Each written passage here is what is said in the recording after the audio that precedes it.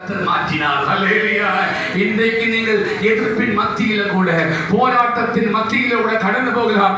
ஆனா அது நம்முடைய வாழ்க்கையில ஒரு முடிவல்ல, கஷ்டத்தல்ல. நமக்கு கஷ்டப்பட்ட நாட்களுக்கு நாம் நன்மை காண போகிறோம். அல்லேலூயா. கர்த்தராகிய இயேசு கிறிஸ்து மத்திய வானத்திலே தன்னுடைய மணவாட்டி சபையை சேர்க்கும்படி சீக்கிரத்தில் வர போகிறார். அல்லேலூயா. ஒரு வசனம் வாசிக்க முடிக்கிறேன். ஸ்தோத்திரம்.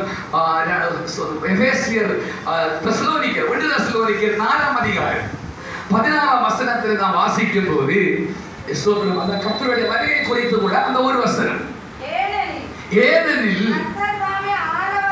கர்த்தர் தாமே ஆரவாரத்தோடும் பிரதான தூதனுடைய சப்தத்தோடும் தேவ எக்காலத்தோடும் வானத்திலிருந்து இறங்கி வருவார்.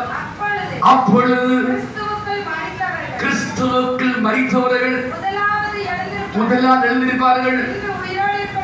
பின்பு உயிரோடு நாமும் கர்த்தருக்கு எதிர்கொண்டு போகையில் மேகங்கள் மேல் அவர்களோடு கூட ஆகாயத்தில் எடுக்கப்பட்டு இவ்விதமாய் எப்பொழுதும் கர்த்தரோடு கூட இருப்போம். அல்லேலூயா.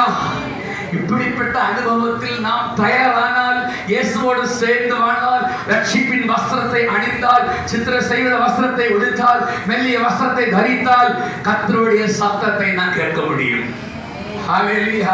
அப்படிப்பட்ட அனுபவம் இங்க இருக்கிற அநேகர் பெற்றிருக்கிறீங்க. யாராவது பெற்றால் கர்த்தாவே, என்னுடைய வாழ்க்கையில அப்படிப்பட்ட ஒரு அனுபவத்துக்காக நான் காத்திருக்கிறேன். ஹல்லேலூயா.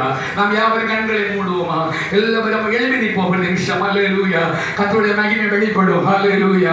இயேசுவின் நாமத்தினாலே இந்த நாளில் எல்லாரும் அப்படி நாம் சேர்ந்து கர்த்தரை மையப்படுத்துவோமா? ஓ ரிகாபா ஷந்தனா எல்லாரும்